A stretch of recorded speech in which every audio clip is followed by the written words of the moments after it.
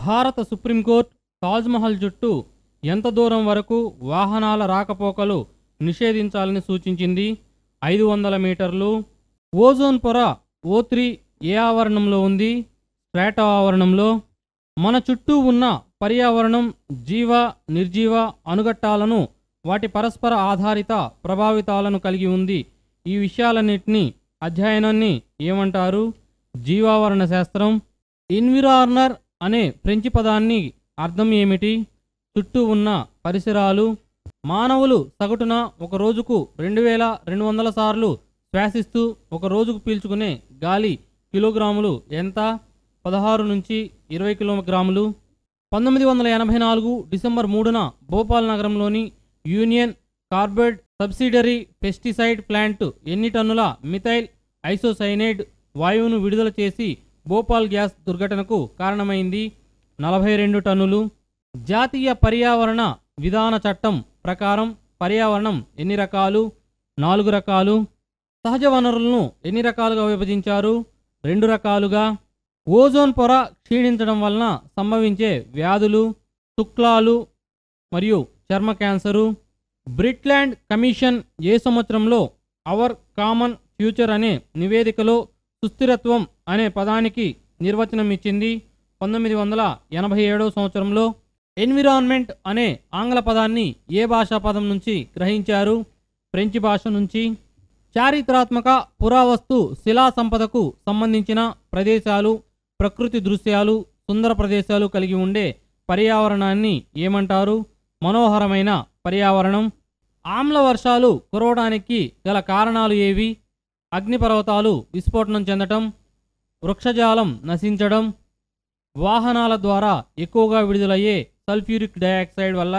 కాలుష్యం వలన ప్రాణికోటికి అవసరమైన ప్రాణవాయువు తగ్గిపోయి ఏ వాయువుల స్థాయి పెరుగుతోంది? నైట్రోజన్ మరియు కార్బన్ డయాక్సైడ్. భోపాల్ గ్యాస్ దుర్ఘటనలో మొదటి అంచనా ప్రకారం మరణించిన వారి సంఖ్య ఎంత? 2259 మంది. స్ట్రాటో ఆవరణంలో ఏ మూలాలు పెరగడం వలన ఓజోన్ పొర క్షీణిస్తుంది? క్లోరైన్ మరియు ట్రోమైన్. భౌతిక రసాయన జీవ అంశాలైన భూమి, వాతావరణం, వృక్ష సంపద, వన్యమృగాలు, చుట్టుప్రక్కల ఉన్న భూమి, దాని స్వభావం, అవస్థాపన సౌకర్యాలు, గాలి, శబ్ద కాలుష్య స్థాయి మొదలైన వాటిని కలిగి ఉండే పర్యావరణాన్ని ఏమంటారు? భౌతిక పర్యావరణం. భౌతిక పర్యావరణానికి ఉండే మరో పేరు ఏమిటి? నిర్జీవ పర్యావరణం మరియు సహజ పర్యావరణం. సహజ వనరుల రకాలు ఏవి? పునరావృతమయ్యే వనరులు, పునరావృతం కాని వనరులు.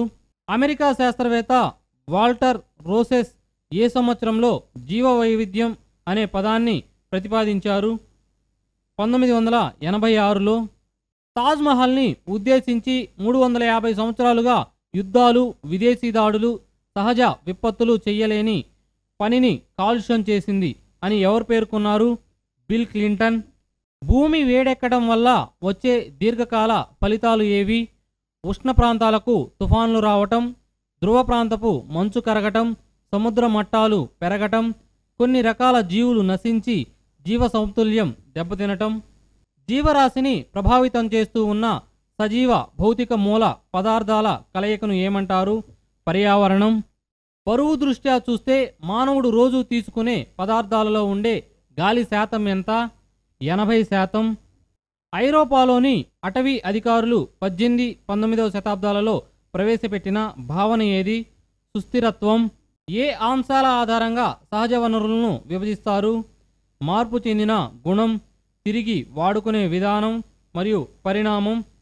ఇంగ్లాండ్కు చెందిన ఏజీ ట్రాన్స్లీ అనే జీవావరణ శాస్త్రవేత్త ఏ సంవత్సరంలో మొదటిసారిగా జీవావరణం అనే పదాన్ని ఉపయోగించాడు? 1935లో.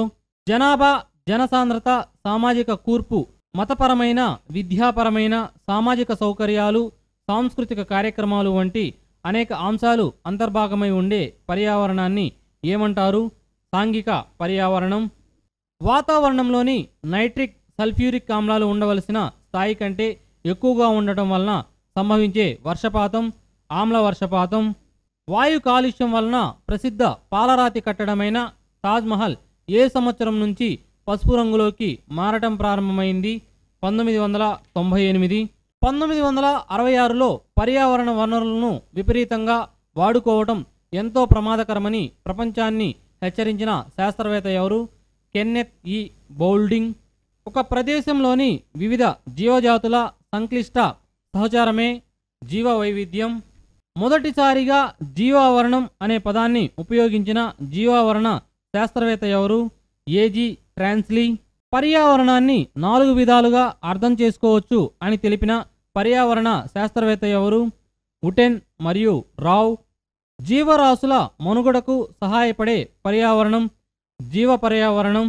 వాయు కాలుష్యం కారకాలు ఏవి?